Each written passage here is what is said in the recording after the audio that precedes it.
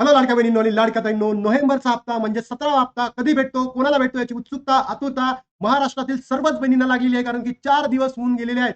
तरी सुद्धा तुमच्या अकाउंटला पैसे क्रेडिट झालेले नाहीयेत. कारण लाडक्या बहिणींनो इन्फॉर्मेशन भेटलेली आहे, की हिवाळी अधिवेशन चालू आहे आणि त्याच्यामध्ये या हिवाळी अधिवेशनामध्ये आपल्या महाराष्ट्राचे मंत्री साहेब, मुख्यमंत्री साहेब, महिला व महाराष्ट्राच्या बाल विकास मंत्री या आदित्यताई स्वतः बिझी असल्यामुळे पैसे आलेले नाहीयेत. पण लाडक्या बहिणींनो तुमच्या अकाउंटला मंडे पासनं म्हणजे सोमवारपासनं पैसे यायला सुरुवात होणार आहे.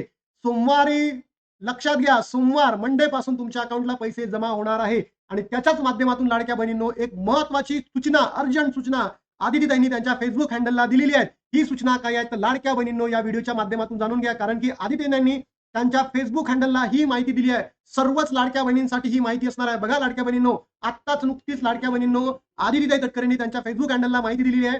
ही केवायसी दुरुस्तीसाठी मिळणार एकच संधी. लाडक्या बहिणींनो, ई केवायसी साठी तुम्हाला शेवटची संधी मिळणार आहे. तुम्ही चुकीची व्हिडिओ बघून चुकीच्या पद्धतीने ई केवायसी करू नका, अन्यथा तुमचा लाभ बंद होणार आहे लाडक्या बहिणींनो. आणि हे तुम्हाला 31 डिसेंबरच्या आत करायचं आहे. 31 डिसेंबरच्या आत. बघा लाडक्या बहिणींनो काय म्हटलंय, मुख्यमंत्री माझी लाडकी बहीण योजनेतील बहुतांश लाभार्थी या दुर्गम ग्रामीण भागातील आहेत.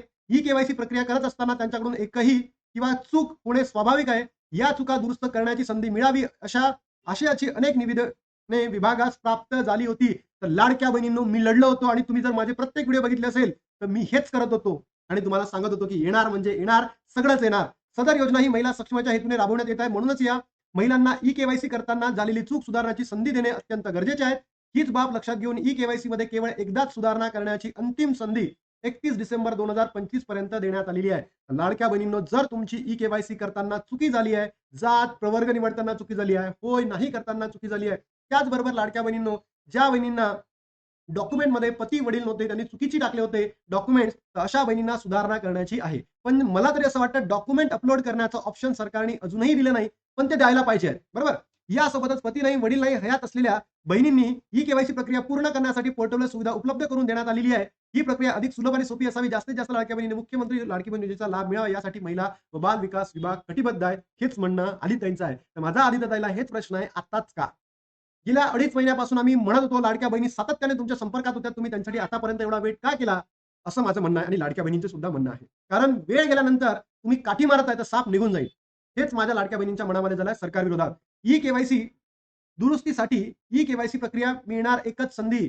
माजी मुख्यमंत्री लाडकी बहीण योजनेतील बहुतांश लाभार्थी दुर्गम भागातील आहेत. ई केवायसी प्रक्रिया करत असताना त्यांच्याकडून काही चूक होणे स्वाभाविक आहे. चुका दुरुस्त करण्याची संधी मिळावी अशा आशयाची अनेक निवेदने प्राप्त झालेली आहेत. त्यामुळे लाडक्या बहिणींनो आदितीताईंनी एक स्वतः मेसेज टाकलाय त्यांच्या फेसबुक हँडलला. सदर योजना महिला सक्षमाच्या हेतूने राबवण्यात येत आहे. म्हणूनच ज्या महिलांना ई केवायसी करताना चूक साधण्याची संधी देणे अत्यंत गरजेचे आहे. हीच बाब लक्षात घेऊन ई केवायसी मध्ये केवळ एकदाच सुधारणा करण्याची अंतिम संधी 31 डिसेंबर पर्यंत मिळणार आहे. तर लाडक्या बहिणींनो वेळ करू नका. तुमची जर ई केवायसी बाकी असेल, लवकरात लवकर ई केवायसी प्रक्रिया करा. जर काही प्रश्न असले तर तुम्ही माझा कमेंट बॉक्समध्ये मोबाईल नंबर आहे, तिथे कॉल करा, मेसेज करा, मी करून देतो. सोबतच पती वडील हयात नसलेल्या लाडक्या बहिणींनी ई केवायसी प्रक्रिया पूर्ण करण्यासाठी पोर्टलवर सुविधा उपलब्ध करून देण्यात आलेली आहे. या योजनेचा तुम्ही लाभ घ्यावा असं आदित्यांचं म्हणणं आहे. आणि हा जो नोव्हेंबरचा हप्ता आहे, 17वा हप्ता, हा तुम्हाला सोमवारी तुमच्या अकाउंटला क्रेडिट होईल.